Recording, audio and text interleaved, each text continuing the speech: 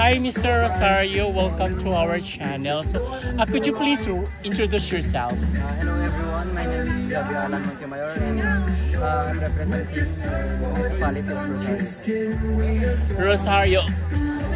kung ako ay isang turista sa Rosario, ano yung maipapatikim mo sa akin na delicacy nyo? Or saan mo ako iikot sa or dadalhin sa Rosario?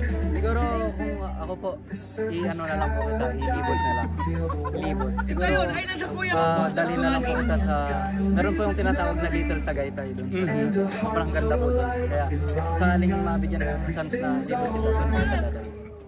At ano yung pagkain na ipapatikim mo sa akin? Hindi ako makapili kasi lahat naman masarap po eh. Lalo pag kasama mo yung pamilya mo, halos masarap po lahat ng pagkain.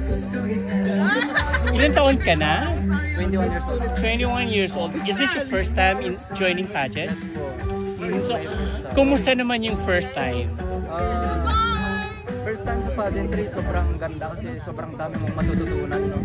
Hindi lang mo parang isi-shape yung kung mga facial structure mo, mahalagahan mo yung sarili mo. Pero if you look sa behind the pageantry po, sinishape niya rin po, binibuild niya kung paano ka maging isang tao talaga. Yung personality mo, maging character, personal growth na rin po.